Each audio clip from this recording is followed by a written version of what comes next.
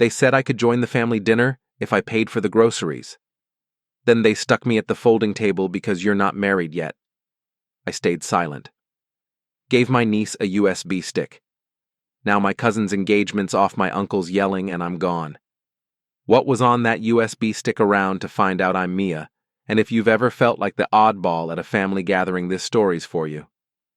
Picture this: a family dinner that starts with me footing the bill, but ends in total chaos, all because of one tiny USB stick. Today I'm spilling all the details on how I went from being sidelined to shaking up my entire family. You'll learn 4 key things: how to spot family drama before it blows up, why staying quiet can be your greatest weapon, how one small move can change the game, and how to stand tall without saying a word. I'll walk you through the exact steps I took to turn this humiliating moment into a wake-up call for my family, and how you can handle similar situations in your own life. Whether it's family, work, or friends, these lessons will hit home. Before we dive into the juicy details, hit that subscribe button and drop a comment. Have you ever been pushed aside at a family event? Let's connect over those stories. Oh, and stick with me, because this tale gets wilder than you'd expect. Let's rewind to how it all began. It's a crisp fall evening in Maplewood, and I'm pulling up to my Aunt Linda's suburban house, where the annual family dinner is about to go down. The place is decked out, string lights twinkling in the backyard, the smell of roast chicken and garlic bread hitting me as I step out of the car. This isn't just any dinner. It's the event where my family shows off, judges each other, and pretends we're all one big happy clan. But let's be real, my family's a pressure cooker of egos, and I'm usually the one they love to poke at. Let me introduce the cast. Aunt Linda, 55, is the self-proclaimed Queen Bee, orchestrating everything with a smile that says she's in charge. Her husband, Uncle Ray, is a loud, opinionated guy who thinks yelling is a personality trait. Their daughter, my cousin Tara, 28, is the golden child right now, basking in her recent engagement to Jake, a quiet guy who seems nice but out of his depth. Then there's Sophie, Tara's 16-year-old sister, my niece, who's sharp, sarcastic, and always on her phone, but she's the one person I actually vibe with. The rest, a mix of cousins, aunts, and uncles who love gossip as much as Linda's famous apple pie. I'm Mia, 34, single, and running a small graphic design business that my family doesn't quite understand. To them, I'm the artsy one who hasn't settled down, which means I'm fair game for their unsolicited advice. When are you getting married, Mia? Why don't you get a real job? I've heard it all. So when Linda called to invite me to this dinner, I was skeptical but hopeful. Maybe this time I'd be seen as more than the odd cousin out. Then came the catch. Mia, we're a bit tight on funds. Could you cover the groceries? I hesitated but agreed, thinking it was my ticket to some respect. I dropped $250 on premium steaks, fresh veggies, fancy wine, the works. I even threw in some artisanal cheeses to impress them. In my head, I'm picturing a seat at the main table, maybe even a thanks Mia for once.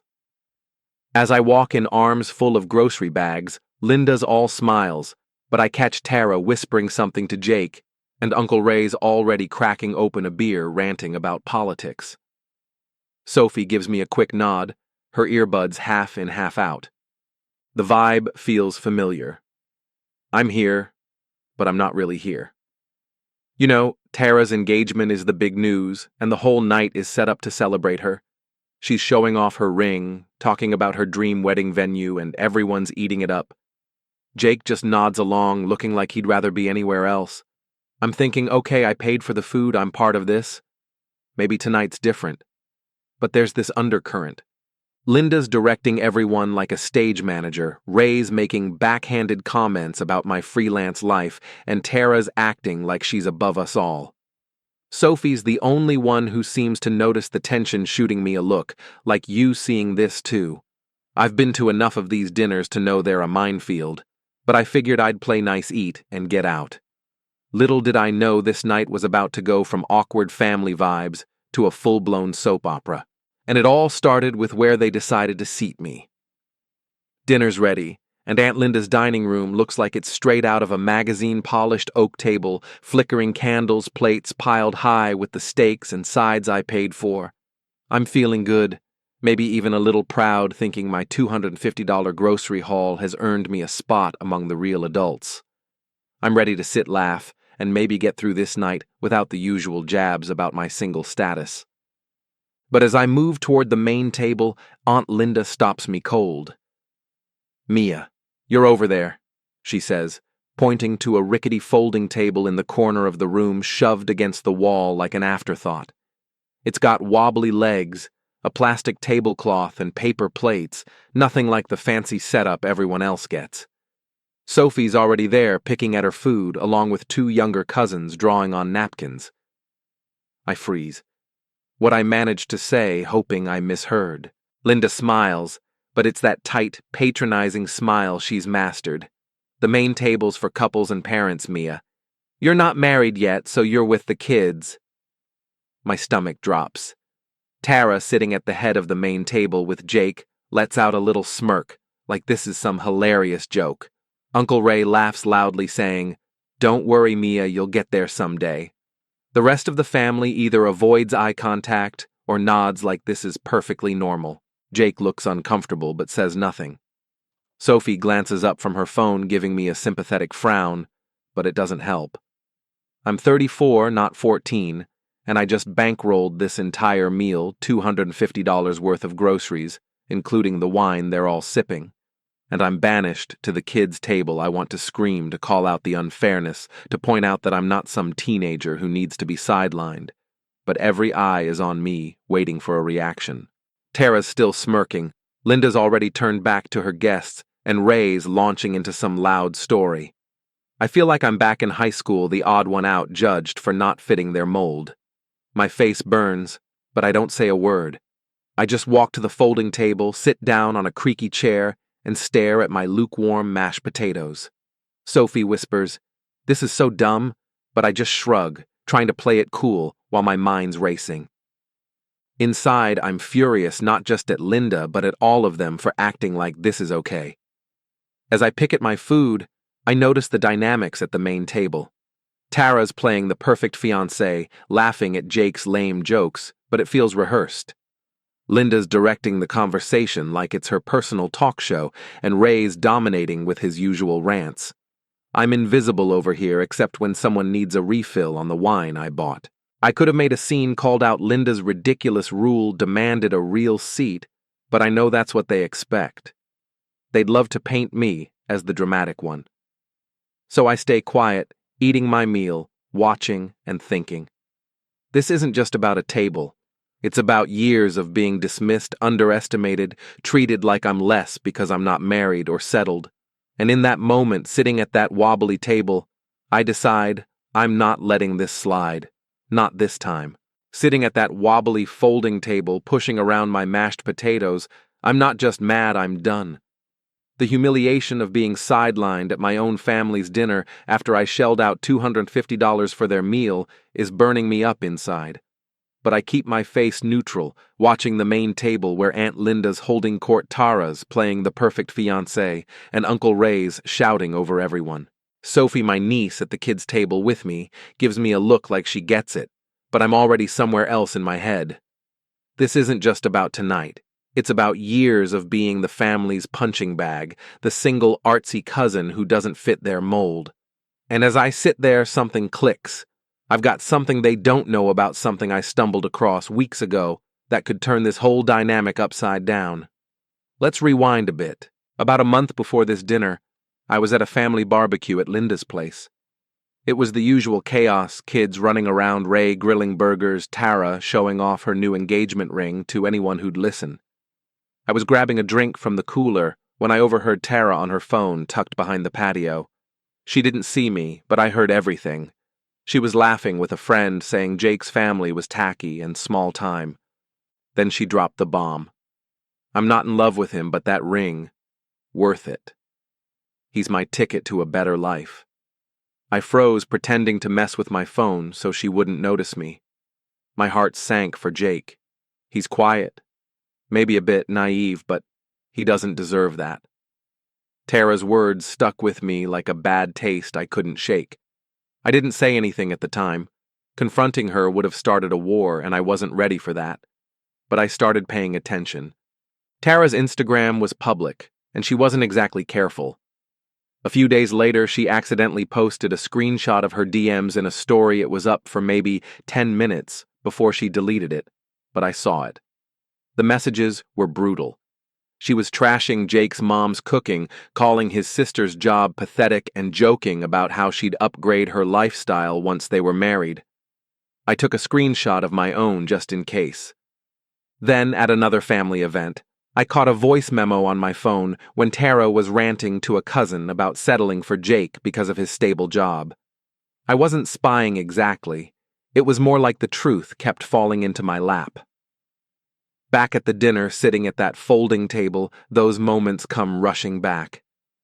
I realize this family runs on secrets and power plays.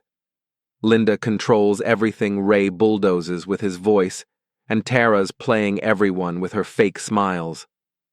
Jake's just caught in the crossfire, and I'm tired of being the one they all look down on. I'm not proud of what I did next, but I'd had enough. I knew those screenshots and that voice memo could expose Tara's game, not to hurt her, but to let the truth breathe. I didn't want to yell or make a scene. That's not my style. I needed something quieter, something that would hit harder than any argument. So while the main table's buzzing with Tara's engagement talk and Linda's passing around the wine I paid for, I'm thinking strategically. Sophie's my ally here. She's 16, smart, and doesn't buy into the family's nonsense. She's been watching me all night like she knows I'm up to something. I decide she's the key. If I can get the truth to her, she'll know what to do with it. I'm not trying to blow up the family, but I'm done being invisible. The folding table was the last straw, and I'm about to make a move. They'll never forget one that doesn't require me to raise my voice. Dinner's winding down, and the main table's a circus. Aunt Linda's gushing over Tara's wedding plans. Uncle Ray's on his third glass of the wine I bought, yelling about some sports game, and Jake's just nodding, looking like he'd rather be anywhere else.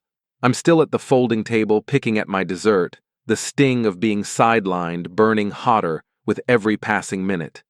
Sophie, my niece, is across from me, scrolling her phone, but stealing glances like she knows I'm not okay.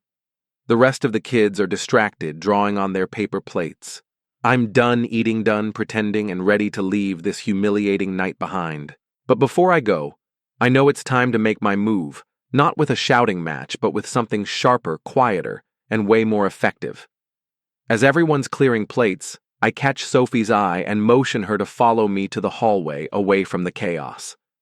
She tucks her phone away, curious, and trails me to the coat rack by the front door. I reach into my pocket and pull out a small USB stick, plain black, nothing flashy. "Sophie," I whisper, keeping my voice low, "check this out later when you're alone. It's eye-opening. If you think Tara needs to see it, show her, but be smart about it."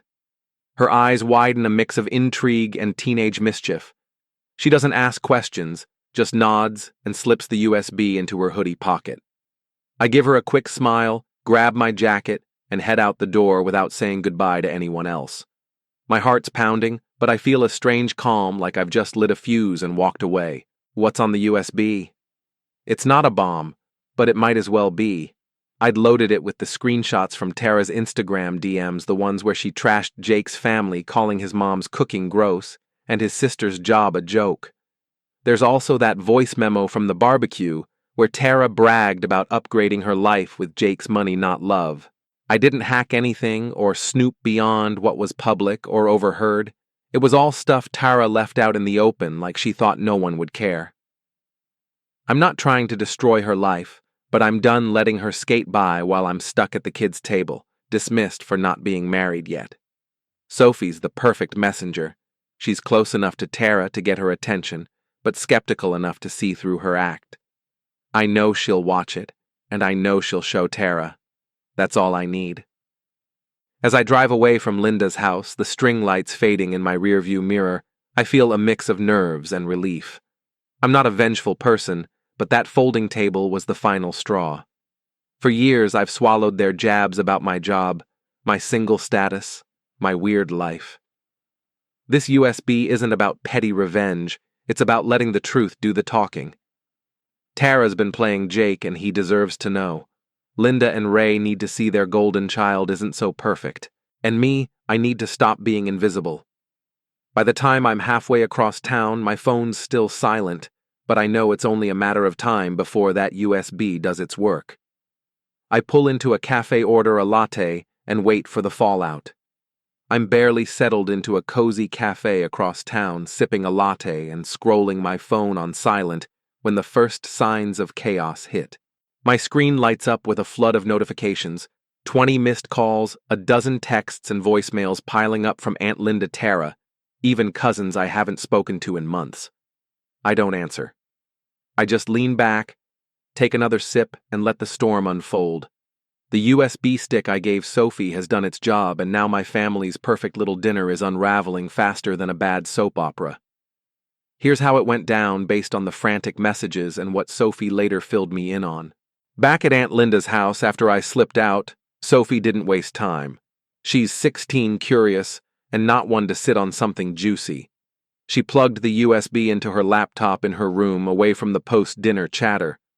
The files popped up those screenshots of Tara's Instagram DMs where she trashed Jake's family, calling his mom's cooking tasteless, and his sister's retail job embarrassing, and that voice memo from the barbecue where Tara bragged about marrying Jake for his stable paycheck and fancy ring, not love. Sophie's jaw dropped. She's always looked up to Tara, but she's not blind to her sister's flaws. She knew this was big, and she wasn't going to keep it to herself. Sophie marched downstairs where Tara was still basking in the glow of her engagement talk, showing off her ring to a gaggle of aunts. Sophie pulled her aside, handed her the laptop, and hit play. Tara's face went from smug to pale as she read the DMs and heard her own voice on the memo. "Where did you get this?"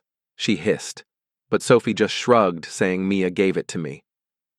Tara's first instinct was denial. She tried to laugh it off, claiming it was just joking. But Sophie wasn't buying it, and neither was Jake, who overheard the commotion and demanded to see the laptop. When he saw the messages and heard the recording, it was like the air got sucked out of the room. His face fell hurt, betrayal, all of it. He didn't yell. He just asked, "Is this true?" "Tara," she stammered. Tried to spin it, but the evidence was right there. Jake didn't wait for an explanation. He grabbed his coat, told Tara the engagement was off, and walked out. That's when the real chaos kicked in. Tara lost it, screaming at Sophie for ruining everything. Sophie, never one to back down, yelled back, "Maybe don't lie about your fiancé." Aunt Linda, hearing the shouting, stormed in demanding answers. When Sophie explained the USB, Linda's first reaction was to blame me as if I'd orchestrated some grand conspiracy. She called me, leaving voicemails like, "Mia, what have you done? This is a family betrayal." Meanwhile, Uncle Ray, who thrives on drama, took it outside, yelling in the driveway about disloyalty and how someone's tearing this family apart. Neighbors were peeking out their windows, probably thinking they'd stumbled into a reality TV shoot. Tara was sobbing. Jake was gone, and Sophie was texting me under the table, "You broke the family, lol."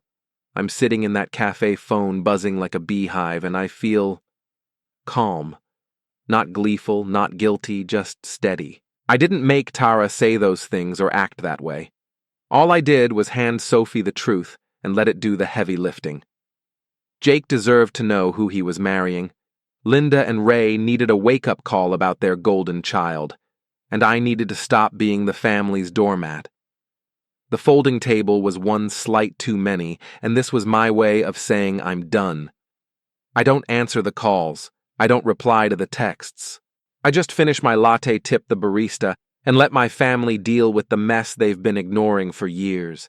The truth's out, and I'm already miles away, physically and emotionally.